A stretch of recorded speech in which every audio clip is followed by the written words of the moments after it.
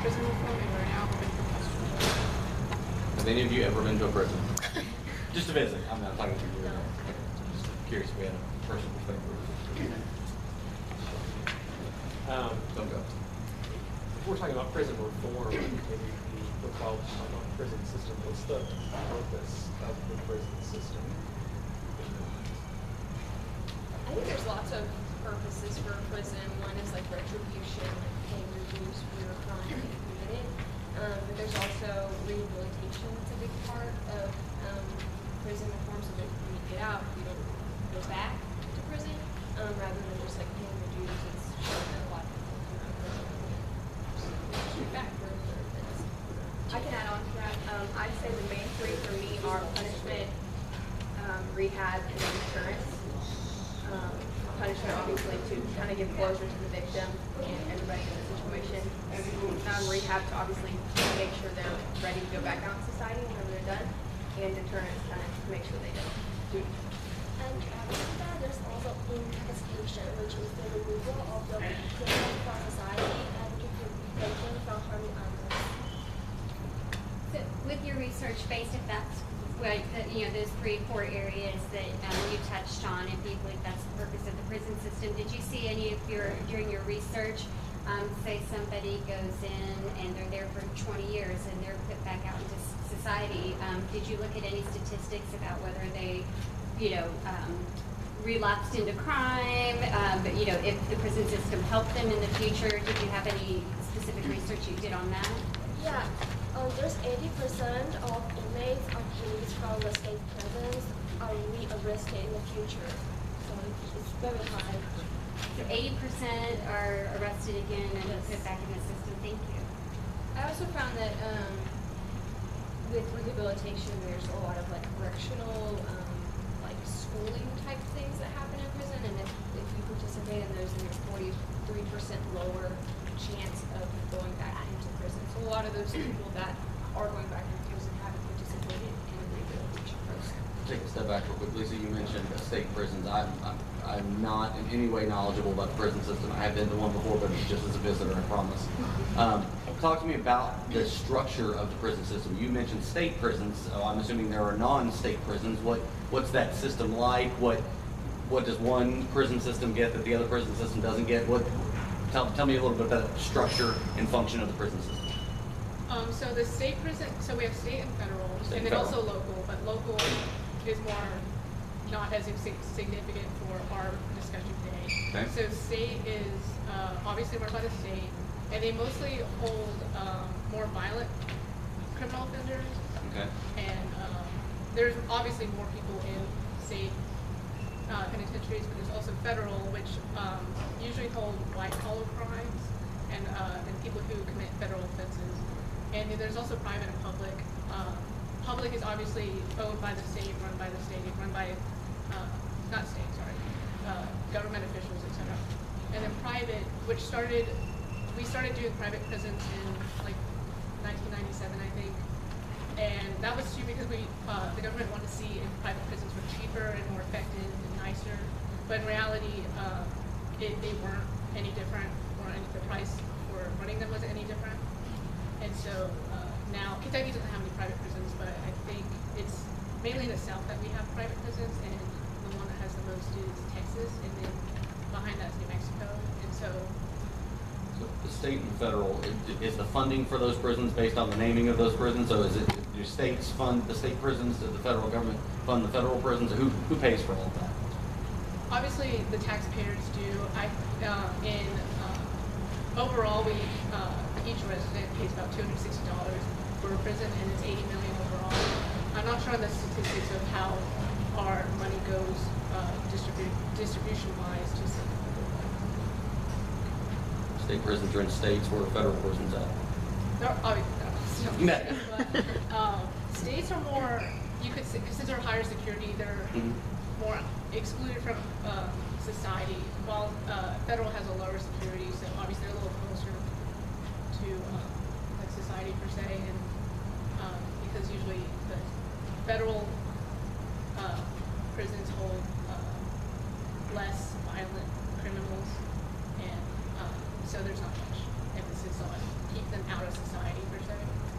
So state prisons are usually more removed from the larger parts of society as opposed to the Yes. federal prisons. Is that what you were describing? What are some of the main issues you've identified between the state and federal prison systems, like as far as the inmates are concerned? What are some of the biggest issues? I think that there's a lot, like we all focus on all of them, but the one that I really focus on is healthcare. They don't really have a lot of healthcare in the prisons, and the conditions are kind of bad for that. So there's a lot of examples of this, but like I read so many different like news articles and stories just from local prisons and of people who they just have like one clinic. So there was one woman named Sinette Johnson. She's from South Carolina, and she was pregnant. She found out she was pregnant with twins 2 days before she was put into prison. So then when she went into prison, she was experiencing pain and went to the clinic like 3 or 4 times and was just sent away. And her children were born prematurely, and so there was just a lot of they were born prematurely in her cell, like in the toilet to be exact. So then there was just a lot of like abuse in terms of healthcare. There's not a lot of women don't have access to OBGYNs, and until just recently, until the first, I think it's called the First Step Act, which was what Trump enacted, pregnant women could be shackled while they give birth and things like that. So I think there's no access to dental care as well, which is, it sounds like it's not a big deal, but if you have a life sentence and you don't have dental care, then you could die. You could get a disease and die from that. So I think there's just like having just one little clinic is not helpful to people. So prison reform could help us address healthcare concerns within the prisons. What else could prison reform? What else do we need to reform in these prisons? So the prison conditions are also need to be reformed. Okay. Such as there's overcrowding in our prison system right now because the prison cells were built for white prisoners back day, and now they're often hold like 2 to 3 people in one cell. And because there's a lack of funding, so it can be hard to make an improvement on our prison reform right now. So I think in the future we should have more funding toward to the prisons and improve the improvement. So to relieve overcrowding, should we just build more prisons? But I think that is unlikely Okay. to solve the question. So I think we should have some non-custodial measures, like we have halfway house and correctional century. I think because that can reduce the rate of recidivism, so that can solve the major problem. I just said there's 80% of recidivism rate. So do you think taxpayers should carry the burden of people who have committed crimes who deserve to be incarcerated and perhaps crowded in their cell? Do you think that's the burden of the taxpayers to pay for these programs because they might be too crowded in their cells or the prisons may be a little overcrowded? Or do you think it's an issue for the safety of possibly the public safety officers who are working in those conditions where there might be they might be short on guards and they don't have the funding to provide enough guards, and so sometimes the guards are overwhelmed with the amount of people they're having to watch over? I think it's the public safety's rule to solve that question. I think the taxpayers only have to pay their money to the prison and the prison system itself to solve the problem. I think the main problem with overcrowding is our high rate of recidivism. It's about roughly 67%. It's different like after each year someone is released from prison. And so I think most of the causes of recidivism is drug abuse and drug addiction. And so I think if we focus on drug rehabilitation, then we will see a drop in prison populations over time. But it would take so many amount of years to instigate more. What do you think, just piggybacking off that, what do you think about, you mentioned the First Steps Act that was just, presented by President Trump and, approved by Congress. What do you think about people who are incarcerated? I just saw this on the news, that they are pushing now for people who were incarcerated maybe for crimes that people now you know, under the law, it's, you know, acceptable for them to serve shorter time or to not be having severe punishments, but somebody who may have been incarcerated, you know, 10 years ago may have a 20, 30-year sentence on something very similar. What are your thoughts about putting the burden on the system, meaning the judicial system, to go back and look at those offenders Revise those sentences. and to see if those sentences should be revised? Did you see anything about that in I your? know with Alice Johnson, that was the case. Mhm. I personally, I know it's a very big scale thing, and it would be very expensive for us to do to go back. So, I don't really have an answer for that, but, I feel like it'd be kind of like a human rights issue where like, yeah, it's really expensive. It would be really difficult for us to go back and find every single person that we think has been misrepresented. You know, getting a life sentence for like a one-time drug offense. It's like that. I think we can all agree that's not like the best way to deal with the drug problem. But it's kind of a human rights issue. So like if we don't go back, then she's just gonna stay in prison kind of thing. So is that something we're okay with as a society? I think that's up to the voters who Is it fair if Mrs. Keck gets picked up for marijuana 10 years ago in Colorado, and she gets whatever that sentence is? She didn't, by the way, but theoretically, and she gets whatever that sentence is. And so she's in prison serving her time because she got caught with marijuana in Colorado. It's now legal in Colorado. Mr. Small gets picked up for a traffic violation. He's got marijuana right on his front seat, but it's okay because now it's legal. Everything's fine. He doesn't go to jail, and she's still serving out a multi-year sentence. I don't know how long that is. Shouldn't we go back and say, well, wait a minute, Mr. Small gets off with it now because he's free, because it's allowed, but Mrs. Kett's still in prison because she just happened to do it last year, 10 years ago, whatever the case may be, and she's Yeah. still being punished. I think that we should, like, that's something that I would support in our government, like a program to go back and look at past cases and things like that. But I'm just trying to say, I understand that it's expensive and that it would be difficult and that it may not be completely equal, you know? Can we make it less expensive? We just go, whoever got caught for marijuana in Colorado or Washington DC or Vermont or New Hampshire, one of those, whoever it is, that's gone, we're gonna let you out tomorrow, everything's good.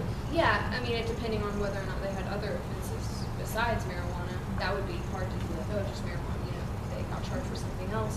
But like, I think that would be okay, but there's other drug offenses that, I mean, you still go to prison for having that drug, but it's not as long. For example, like Shelby has a lot on the cocaine, like powder cocaine versus crack cocaine.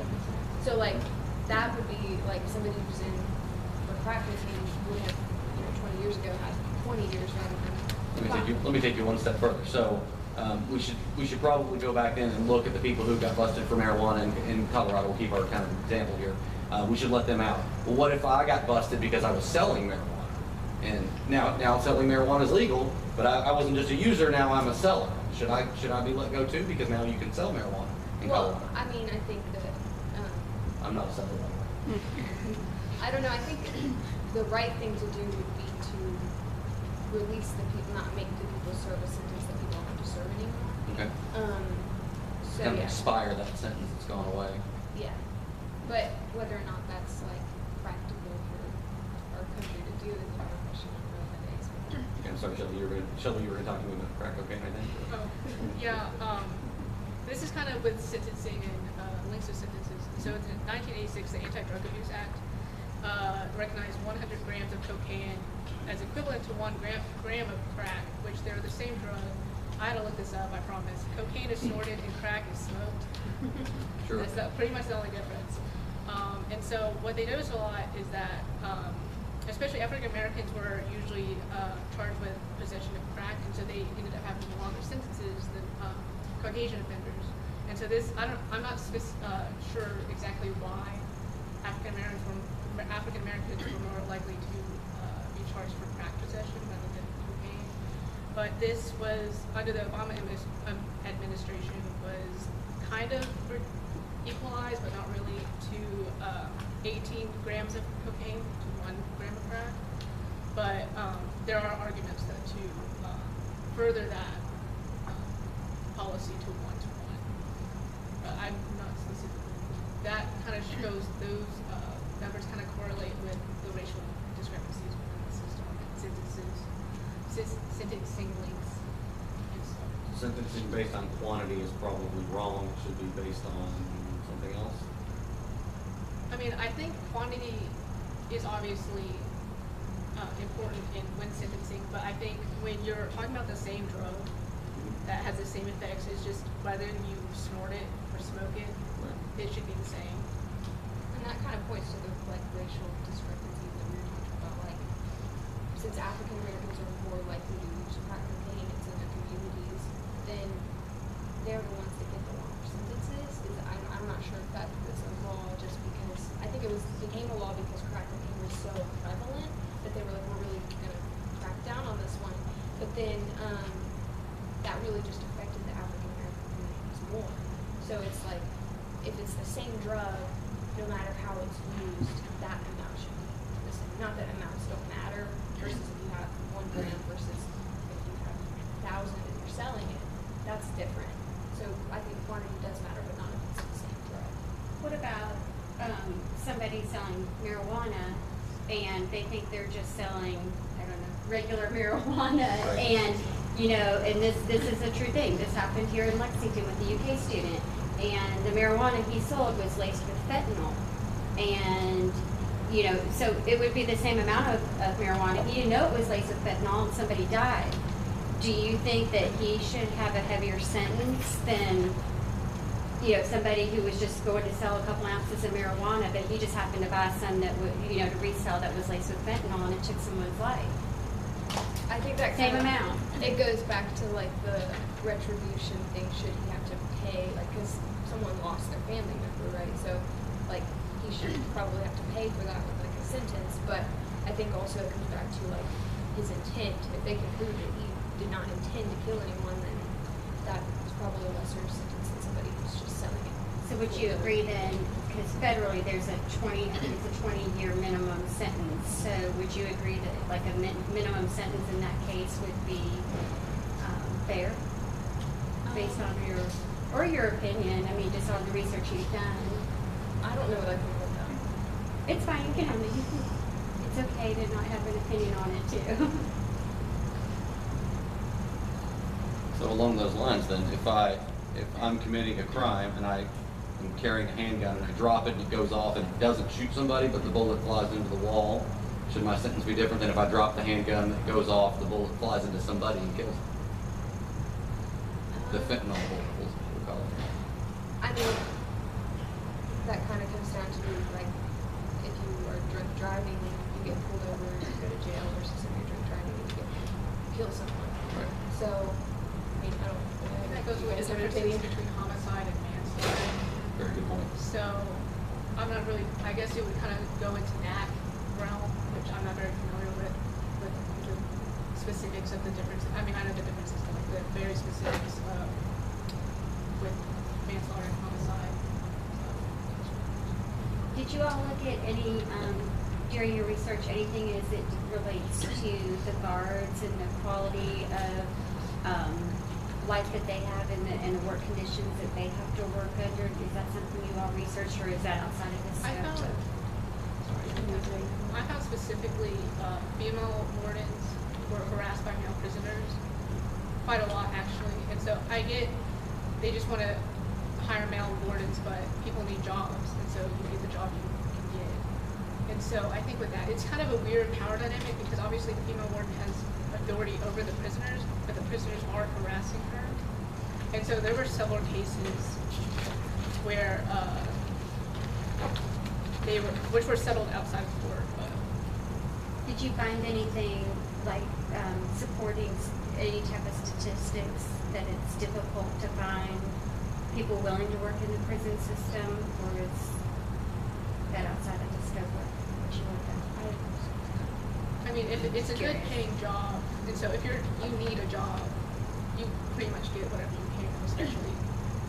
And I know it's really hard working in a prison, obviously, but at the same time, I did need employment. I definitely think that relates to the overcrowding problem because since the prisons are so overcrowded, I didn't read anything specifically that said not very many people want to work here, but considering there are so many people, it did talk about the lack of guards and the lack of like help they had there and how that contributed to like a lot of the violence that happened and a lot of the other things that happened in prison because there weren't as many guards as they needed. So, so far you brought up healthcare overcrowding